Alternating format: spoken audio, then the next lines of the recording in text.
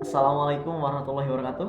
Saya Adil Mustaqim dari kelas BKI 5A dengan NIM 221340002 akan menjelaskan tentang Learning Journal pertemuan keempat dalam mata kuliah Teknik Produksi Film yang diampu oleh Bapak Dr. Adi Kusuma Esikom MSI. Nah, dalam pertemuan keempat ini, Pak Adi itu kebetulan nggak masuk karena lagi ada kegiatan di luar sana. Nah, tapi Pak Adi mempercayakan kepada kelas kami untuk berdiskusi mengenai tentang film lagi. Nah, dalam pertemuan keempat ini yang menjadi bahasan kami adalah tentang fondasi film, yang dimana fondasi film tersebut dijelaskan oleh kelompok 2. Nah, ada dua unsur utama dalam film yang perlu kita ketahui. Yang pertama itu adalah unsur naratif. Nah, unsur naratif itu berhubungan dengan cerita, karakter, tema, konflik, dan juga setting waktu. Nah, selain dari unsur naratif, ada unsur sinematik.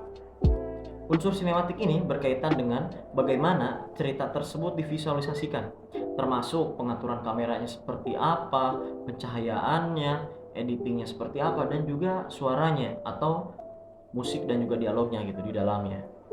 Nah, di mana dua unsur tersebut memang adalah unsur yang utama di mana film itu bisa dibuat gitu.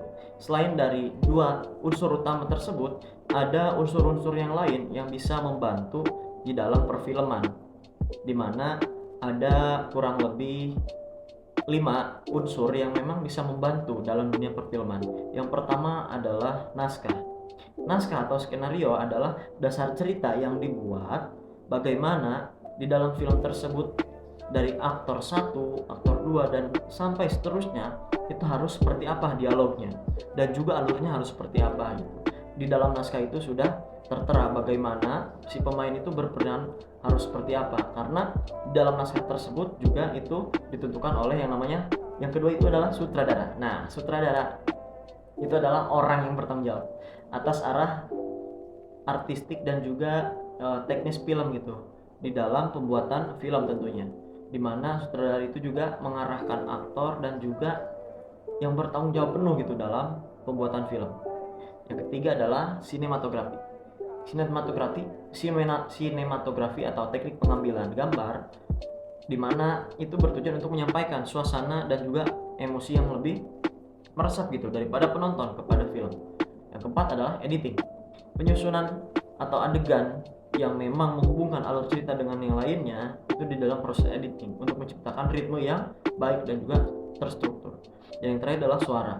Nah, suara yang bisa meliputi dialog, terus musik dan juga efek-efek dalam film itu membantu menghidupkan film, di mana film akan menarik ketika ada dialog, musik, dan juga efek-efek yang lainnya. Nah, dari unsur-unsur pembantu film tersebut memang sangat menarik gitu untuk kita ketahui, dan juga kita perlu mengetahuinya agar lebih jelas mengapa film itu banyak gitu unsur-unsurnya.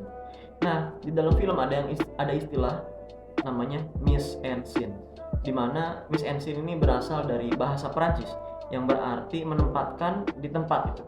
Nah, dalam konteks film, mise en scène adalah yang mencakup segala sesuatu yang terlihat dalam frame film, entah itu lokasinya, pencahayaannya, terus kostum atau tata riasnya, dan juga hal-hal yang memang berkaitan di dalam film itu sendiri. Kita bisa analogikan seperti perempuan yang bermake up gitu. Nah, perempuan ketika memakai lipstik, bedak, dan yang lainnya itu akan terlihat cantik gitu. Namun ketika mereka tidak menggunakan salah satunya, itu akan terlihat cantik juga, namun tidak begitu cantik sekali gitu. Namun ada yang kurang saja gitu. Begitupun film itu. Jadi meskipun dari Miss Ensin yang saya sebutkan tadi tidak ada satu, itu film tetap ada. Hanya saja tidak lengkap saja gitu.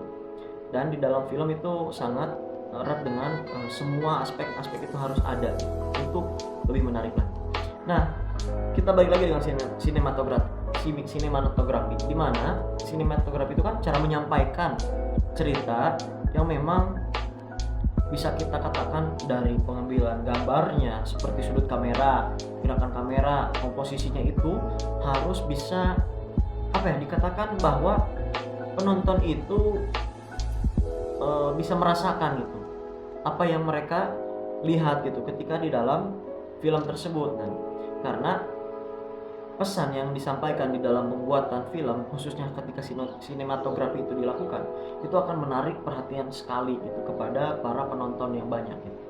Nah, selain dari sinematografi, pentingnya juga editing nih dalam film. Karena editing itu adalah salah satu proses di mana penyusunan gambar yang telah diambil ketika syuting itu disortir gitu oleh editor gitu.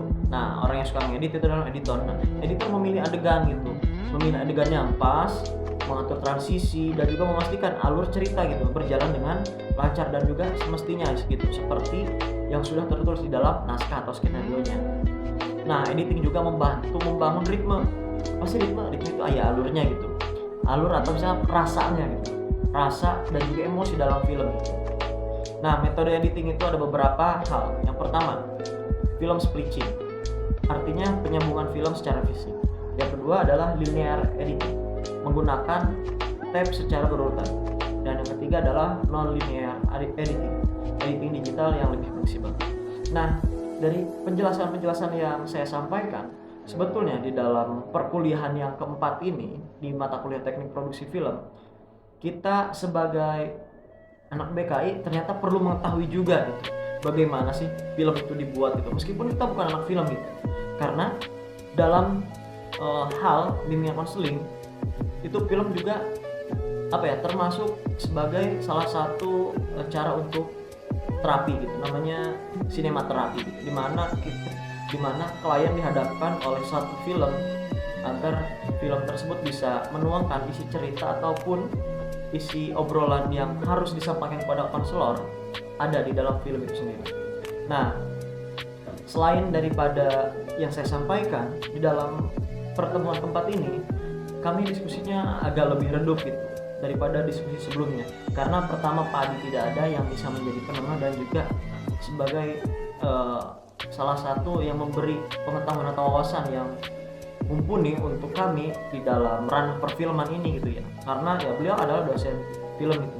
Jadi kami membahas bahwa aspek sinematografi itu untuk saat ini itu lebih kompleks atau lebih sulit gitu. Karena menurut saya yang saya rasakan itu mungkin untuk hal sinematografi itu lebih kompleks itu. Namun ada rasa yang sulit juga karena ketika kita melihat orang-orang berproses dalam pembuatan film, khususnya ketika syuting, mereka menangkap gambar dengan seolahnya profesional. Namun ketika kita melihat hasilnya, ternyata bisa-bisa saja gitu. Nah, seperti apa sih gitu Pak? Bentuk sinematografi yang benar-benar itu rapi dan juga bagus, serta bisa dipandang bahwa oleh penonton, oh seperti ini loh ternyata standarisasi sinematografi gitu. Karena saya rasa ketika diskusi kemarin itu saya dan juga teman-teman saya belum puas gitu Pak terkait sinematografi dalam film, karena itu adalah salah satu unsur utama gitu, dimana dalam fondasi film adalah unsur sinematik. Jadi menurut saya seperti itu sih Pak. Dan terima kasih pada Pak Adi yang sudah mempercayakan kelas kita untuk bisa berdiskusi meskipun Pak Adi tidak hadir gitu. Dan terima kasih untuk teman-teman kelompok 2 yang sudah memaparkan presentasi atau penjelasannya dengan begitu jelas dan juga lengkap gitu. Dan cukup sekian dari saya. Assalamualaikum warahmatullahi wabarakatuh.